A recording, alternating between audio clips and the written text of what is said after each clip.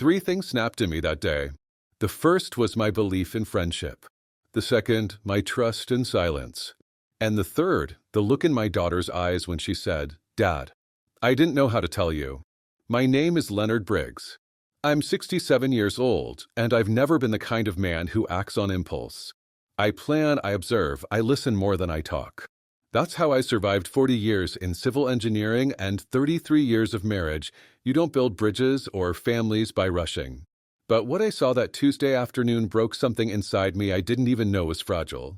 Before we continue, please subscribe to the channel and write in the comments where you're watching from. It was raining. Not a dramatic, thunderstorm kind of rain, just that steady, cold Midwestern drizzle that soaks your socks before you make it from the car to the porch. I'd just gotten home from Kroger, groceries still in the back seat. I was digging for the house keys when I noticed something off.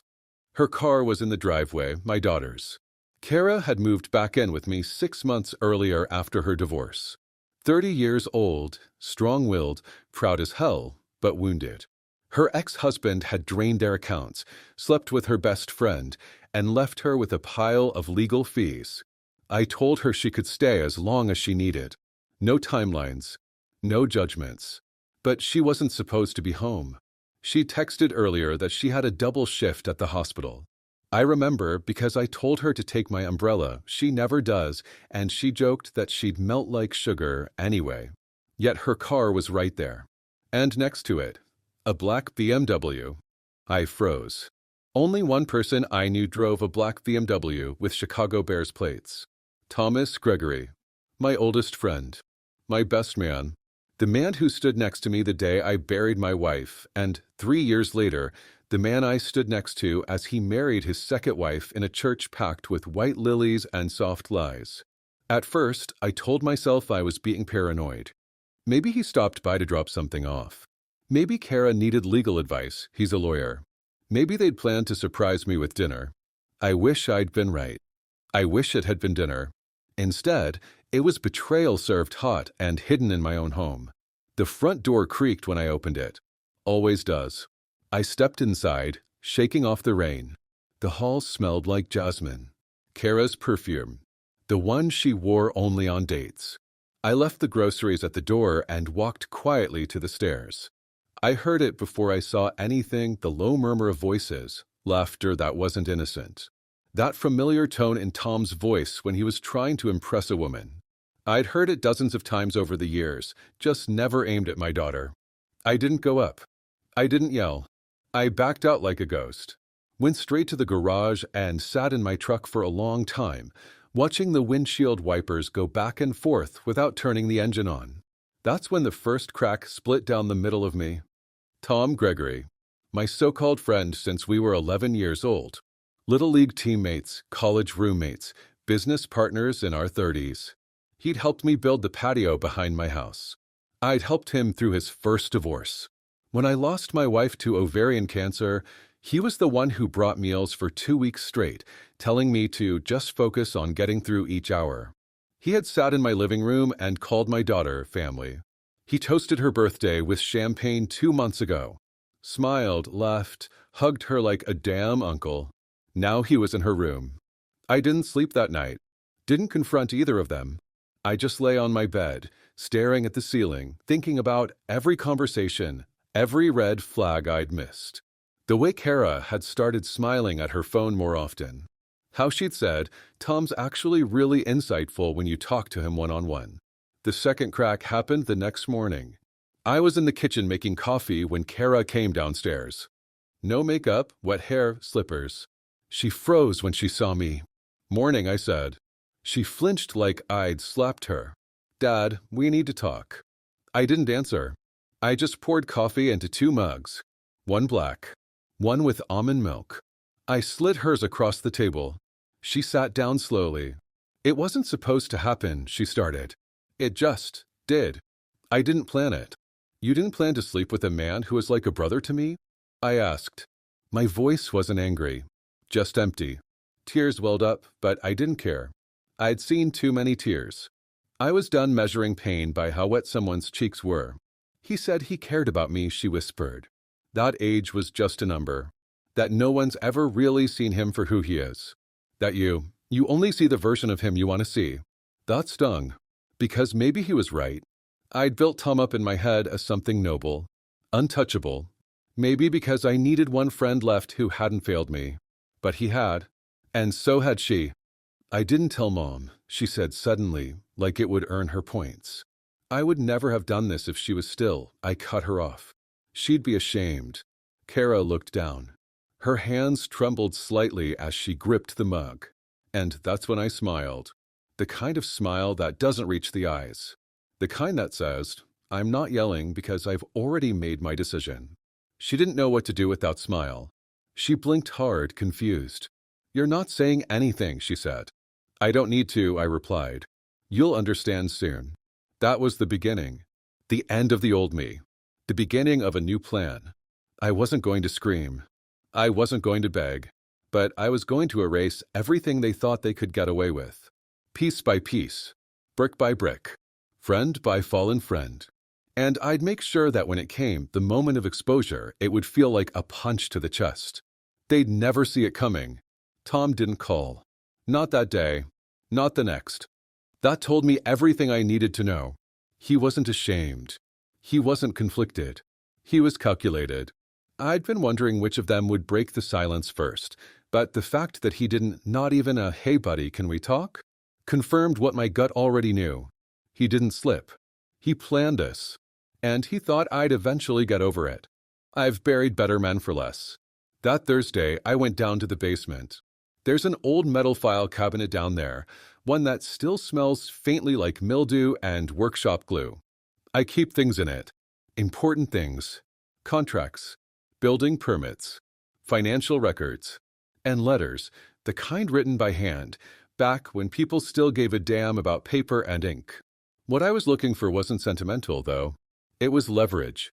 12 years ago, Tom and I had gone in together on a property deal, a piece of raw land out in Valemont County. I fronted the down payment. He handled the legal paperwork. We flipped it a year later for triple the price. But there'd been a complication with the zoning, a little sleight of hand he pulled with the city clerk. It wasn't illegal per SE, but it wasn't clean. And I still had copies of the original drafts, signed with his name, stamped, unfiled.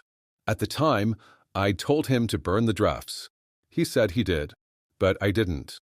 I'm not proud of keeping them, but something about the way he rushed me back then, "Don't worry about it, Lenny, I've got it handled," made me uneasy. So I kept a copy, just in case. Now I was grateful to my old paranoia. I pulled the documents out and laid them across my workbench, studying every detail like a detective at a cold case crime board. Then I went in my desk drawer and took out something else, my late wife's old planner. Evelyn had kept everything. Notes, receipts, dinner invitations, even the name of the florist Tom used at his second wedding. I flipped through the pages until I found what I needed. Tom G. Campaign fundraiser, June 15th, 2017. That's right. Tom wasn't just a family friend. He was also running for city council back then. Lost the race by 217 votes, but he'd kept his connections. Still sits on 2 housing advisory boards, still schmoozes with city developers. Still pretends he's cleaner than bleach. And I knew something he didn't. The woman he's currently married to, Sandra, the saint who runs charity galas and volunteers at the church nursery, she doesn't know about Kara. But she knows me. Evelyn and Sandra had taught Sunday school together. She once told me, back when Tom was in between marriages, if I ever find out he's been fooling around again, I'll take half and bury him with the rest. That stuck with me. People like Tom never believe the walls are closing in until they feel the bricks in their ribs. So I spent the next 3 days watching and gathering. Kara didn't ask where I was going when I left the house early each morning. She tiptoed around me like I was an unexploded bomb, which, frankly, I was. She cooked dinner on Friday night and left it on the stove without a word. I scraped it into the trash and washed the pot in silence. I wasn't angry. I was working. Tom made his mistake on Saturday. I was driving back from the post office when I spotted his BMW parked 1 block over, just close enough to walk without raising suspicion. I slowed down, pulled over across the street, and waited. Sure enough, 10 minutes later, he came out of the back gate of my property. Casual. Relaxed. Like it was his second home. He didn't see me behind the tinted glass. But I saw everything. He was wearing that smug grin he always put on when he thought he'd gotten away with something. That's when I knew this wasn't a midlife crisis or a fling. He'd made himself comfortable in my daughter's room, in my house, in my absence. And just like that, the second phase of my plan clicked into place. On Monday morning, I drove across town to a print shop I used back in my contracting days. Eddie, the owner, still recognized me. Lenny Briggs? Still kicking. Barely I smiled. But I need something done, and I know you're still the guy for the job. I handed him a flash drive. Can you print these high-res on heavy stock? Folded, double-sided. He raised an eyebrow as he previewed the file. City Hall Gala invitation? This real? Oh, it's real. But those names on the guest list? They're going to see something else inside. By Friday night, every person on Tom's professional contact list, every committee member, donor, realtor, and developer received a discreet black envelope with his name on the front in gold lettering. Inside was an anonymous memo, a copy of the zoning documents, and a grainy photo taken from across the street showing Tom exiting my backyard gate. With a handwritten note beneath, ask him about the real price of loyalty. I didn't sign it. I didn't need to. Men like Tom recognize writing that comes from someone who knows them. That night, I sat on the back porch, sipping bourbon with the lights off. I watched the clouds roll in from the west, fat with storm. And I knew the thunder wasn't far behind. It started with a silence I didn't trust. By Sunday morning, I'd expected the calls, the apologies, the excuses. But there was nothing. No phone ringing. No knocks at the door. No email from Tom pretending not to know anything about the envelopes. That's when I knew. He was scrambling. I imagined the inside of his condo, Sandra screaming, his phone blowing up, inbox flooded with "call me" and "we need to talk" from every committee chair, city liaison, and developer who'd ever shaken his hand. I bet he didn't sleep a wink. And still, he hadn't come to me. He was waiting me out, trying to guess how much I knew. But I wasn't guessing anymore. I was documenting. See, most people react in the heat of the moment. They punch. They scream. They slam doors. It makes them feel like they've won something. But me? I'd been a builder for 4 decades. I knew how to take things apart slowly, quietly, irreversibly. That's why on Monday, I pulled up something Tom had long forgotten, the joint LLC we'd opened years ago for that Valemont land flip.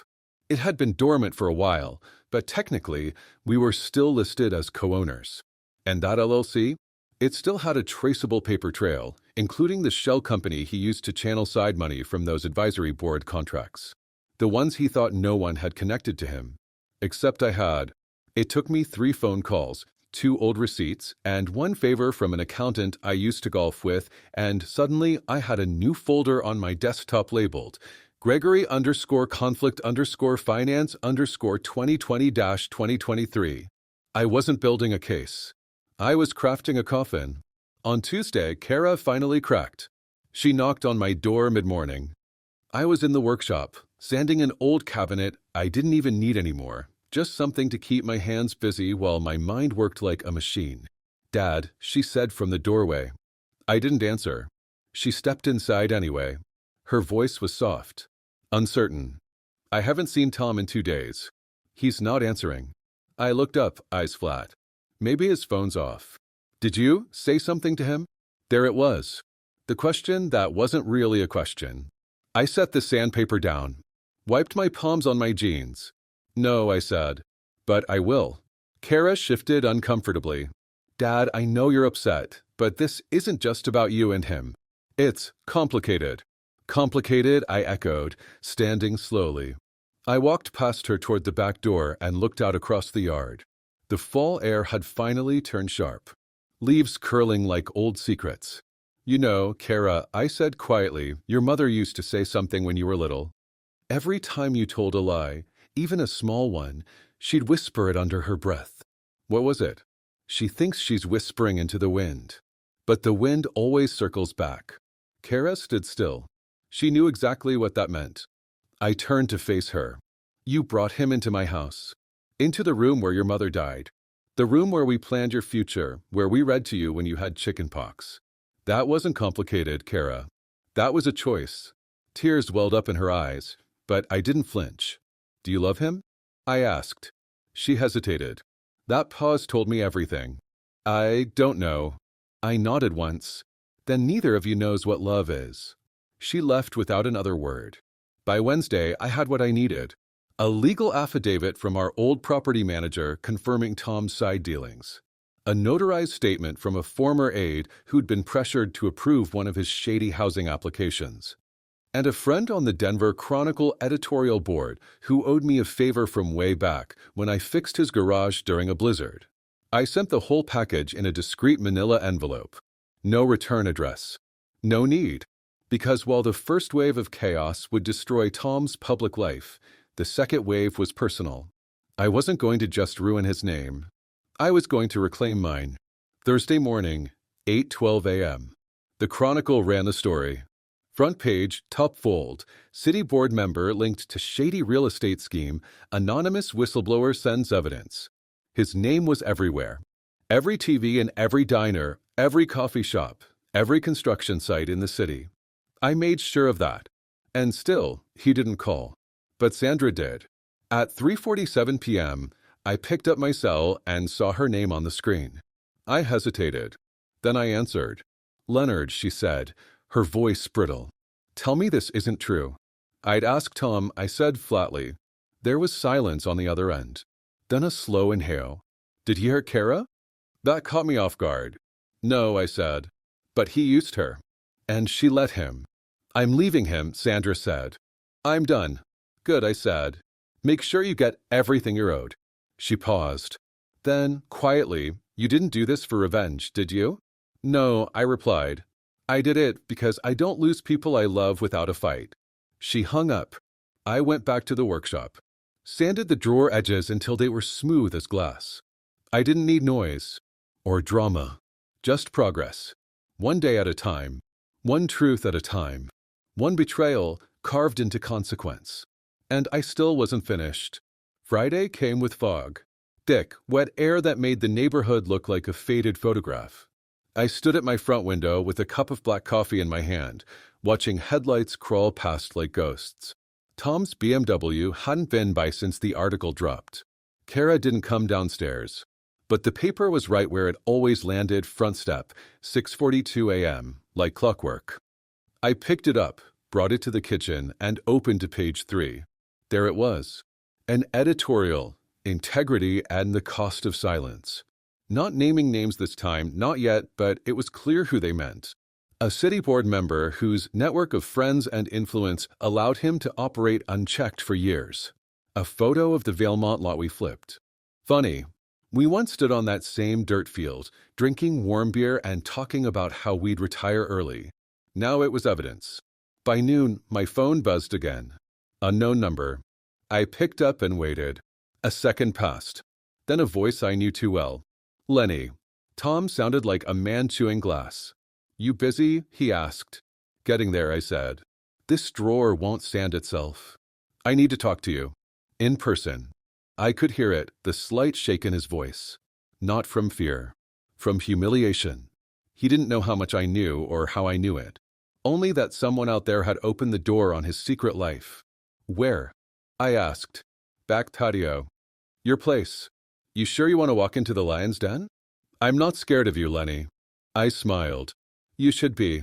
I hung up. An hour later, he was there. Hair slicked back, suit coat wrinkled, shirt untucked in the back. The Tom I used to know would never have shown up looking like that. He sat across from me in the patio chair Evelyn used to water plants from. You went nuclear, he said quietly. I went truthful. I didn't think you'd ever do something like this. I leaned forward. That's the problem. You thought. You assumed. That I was soft. That I'd stay quiet. That I'd swallow it like everything else. Because I loved you. He looked away. I continued, voice low and slow. I did love you, Tom. Like a brother. That's what makes this burn so deep. You didn't just cross a line. You took your boots off, walked into my home, and spit on my daughter's pain like it was owed to you. It wasn't supposed to go that far, he muttered. You were in her room. You were in my house. I didn't plan it. You planned everything, Tom. He didn't answer. I let the silence stretch. It was uncomfortable for him. Not me. I'd grown stronger in silence. Finally, he broke. What do you want? That? That right there. Like this was a negotiation. I don't want anything, I said. I'm not here to bargain. Then why leak the documents? Why drag my name through the mud? Because the truth doesn't belong to you, I said. And neither does my daughter. He slumped back, exhausted. Defeated. I lost my board seat this morning, he whispered. You'll lose more. My firm's putting me on leave. They'll fire you once the audit comes in. My wife, she's filing. She should. He looked up. Eyes rimmed red. This is revenge, Lenny. No, I said. This is balance. He stood, walked to the edge of the patio, rubbed his hands through his hair like it would change anything.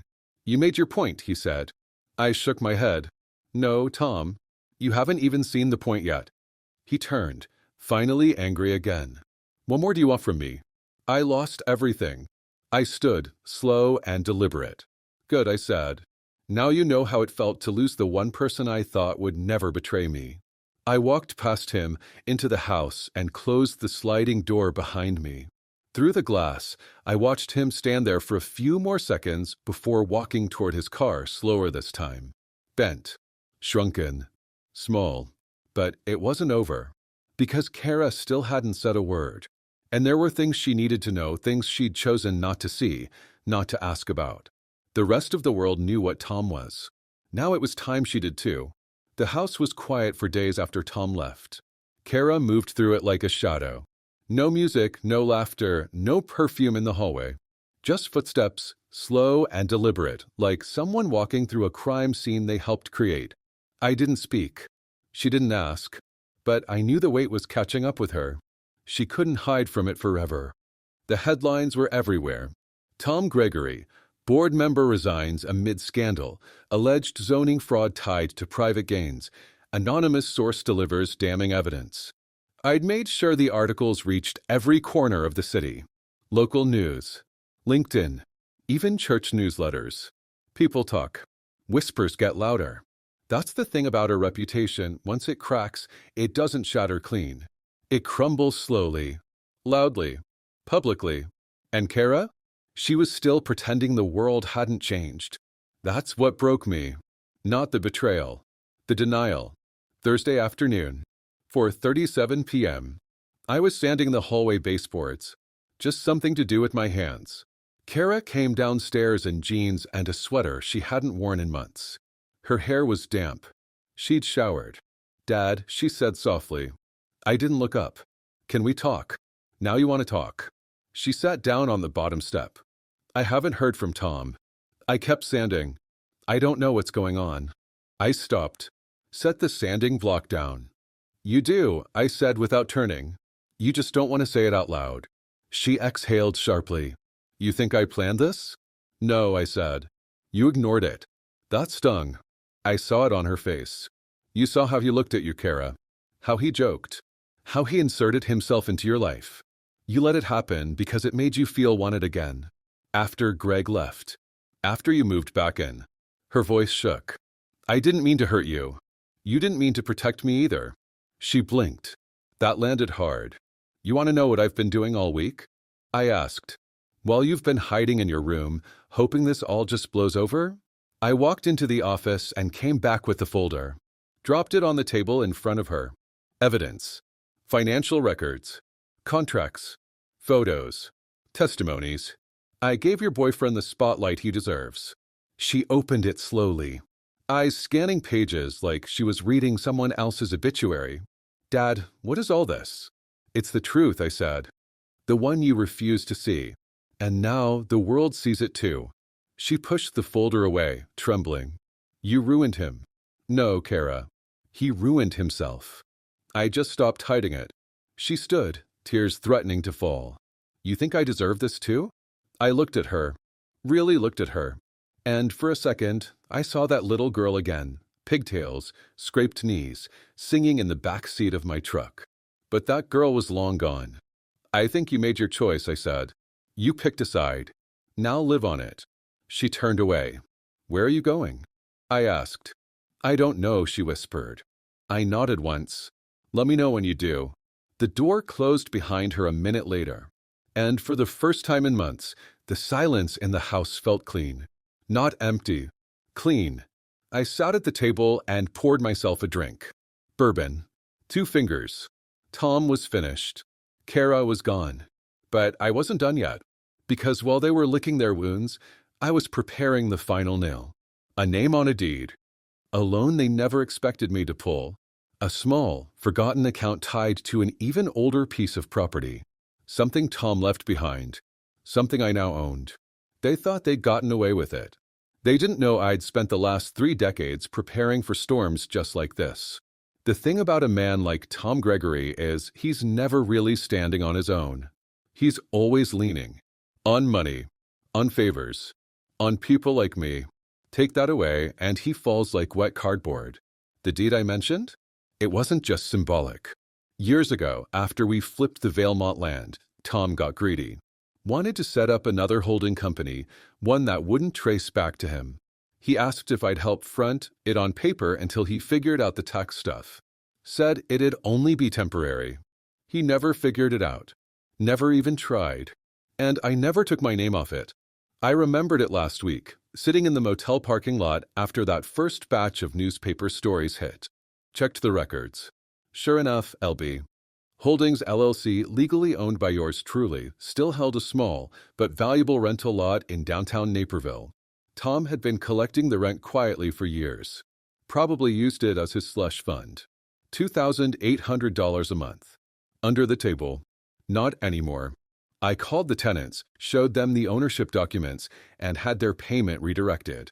Then I filed a back claim for the last year's worth of income. $33,600. The check arrived yesterday.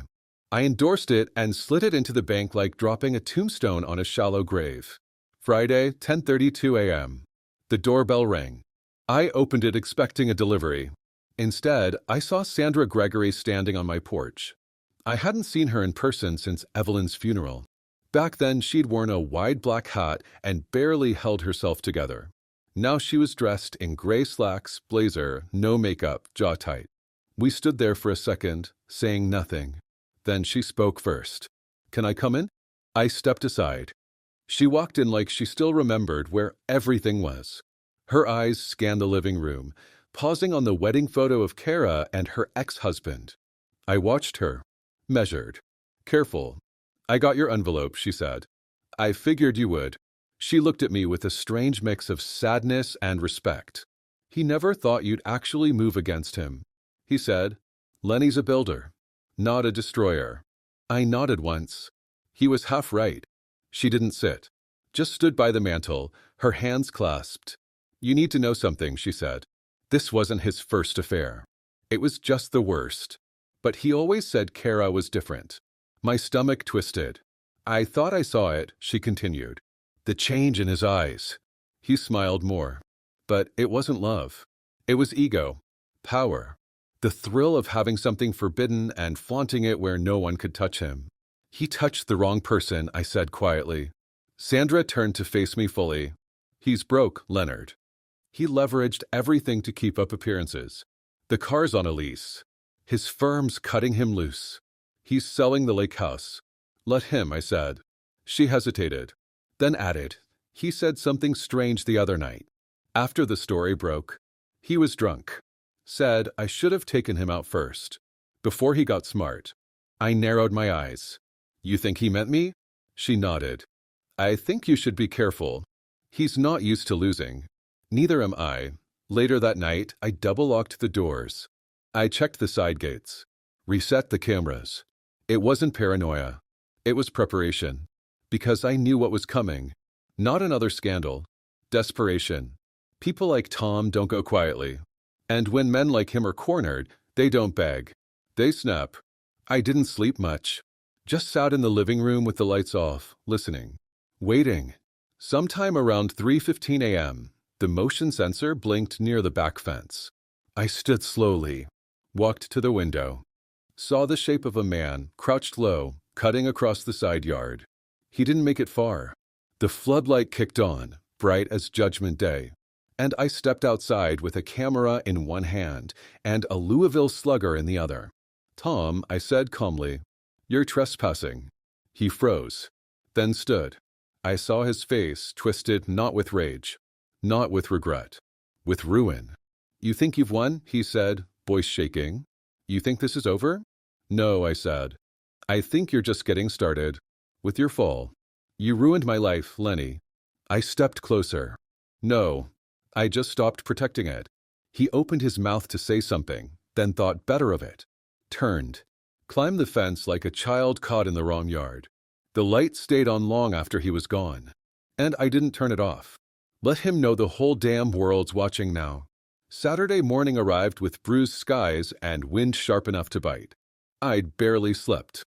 The image of Tom crawling over my fence, sweating, broken, pathetic, replayed in my mind like a loop. He wasn't looking for answers that night. He was looking for control. But control was a currency he no longer owned. That morning, I drove to the sheriff's office. I handed over the video footage from my security cameras. Full resolution. Time-stamped. With audio. The deputy reviewed it twice, then asked, "You want to press charges?" "No," I said. "Not yet." He looked surprised. "You sure? This is clear-cut trespassing." I leaned in. "I want this on file. That's all. For now." He nodded. Understood. See, I wasn't after revenge anymore. Not really. I was after record. Something permanent. Something legal. Because men like Tom don't go to prison for sleeping with your daughter or scamming a zoning board. But they do when enough paperwork piles up. And I had boxes of it now. Kara came back that evening. Didn't knock. Just let herself in with the old key I hadn't yet replaced.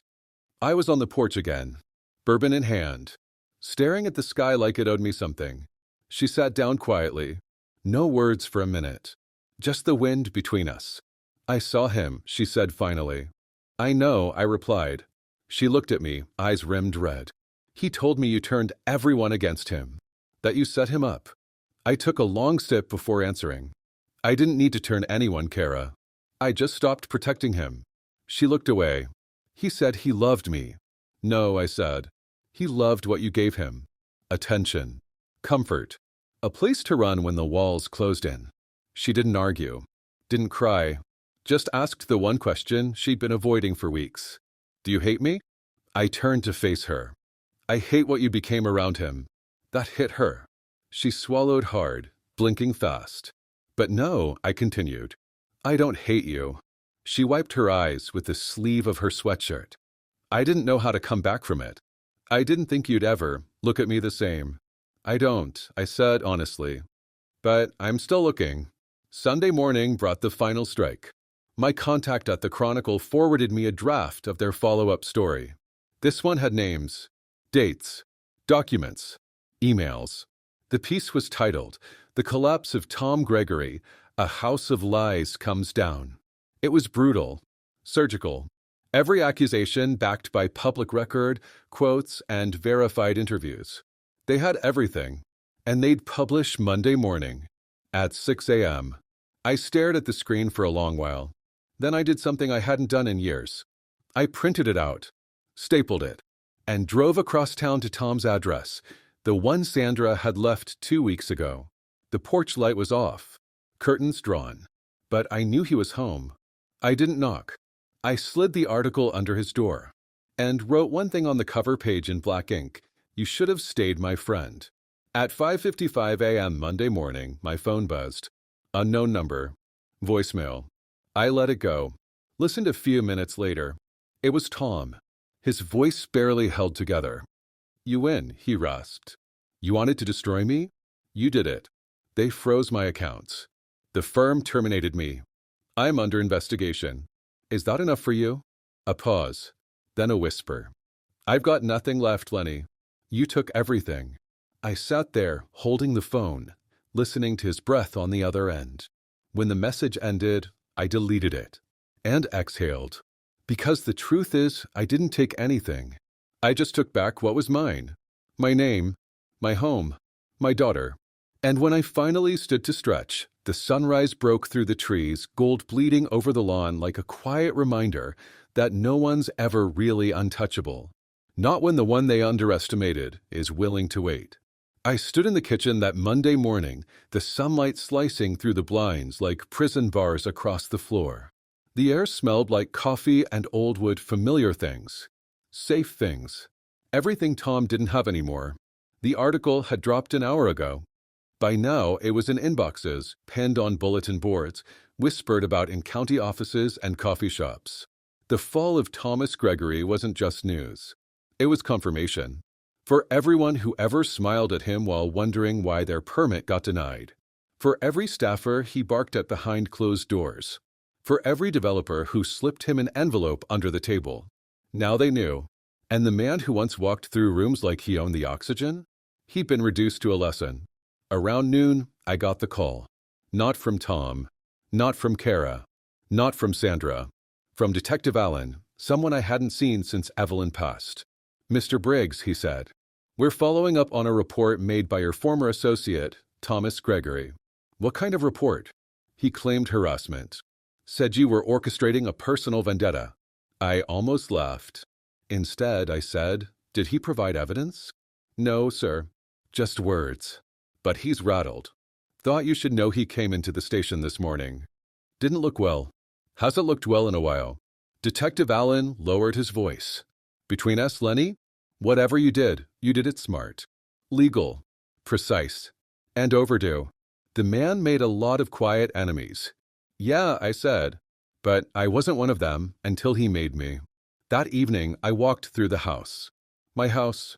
I touched the walls I painted with Evelyn 20 years ago. Ran my hand across the oak banister I sanded the summer Kara turned 10. Sat at the table where we'd hosted Thanksgiving, Easter, birthdays, heartbreaks. Every corner of this place had truth in it.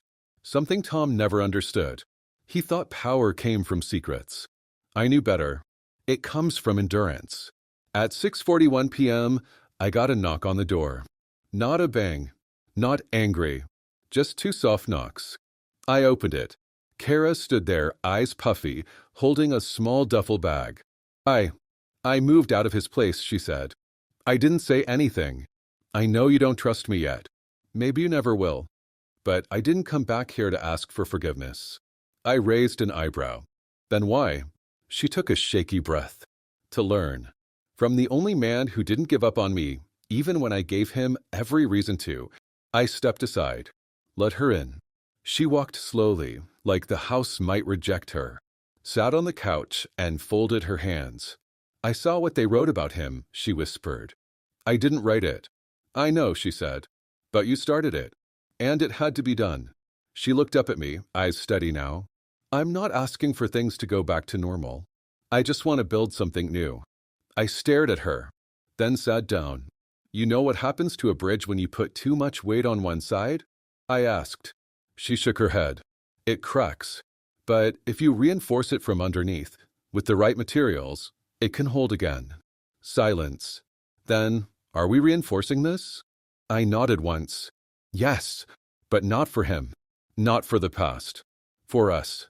2 weeks later, the story faded from headlines. Tom withdrew from the last advisory board. Sandra finalized the divorce. The state opened an official ethics investigation. He moved into a rental apartment behind a strip mall. The kind with flickering neon and water-stained ceilings. No nameplate on the mailbox. No visitors. Just a man sitting alone in the ruins he built with his own hands. And as for me, I planted new flowers out front. Painted the fence Evelyn always wanted white. Started walking again every morning, not to escape, but to breathe. And sometimes, when the breeze is just right, I stand on the porch, coffee in hand, and say it out loud, like a prayer or a warning, you should have stayed my friend. And I mean it, because I didn't destroy him out of hate. I didn't scream. I didn't threaten. I simply walked away and left him with nothing but the truth.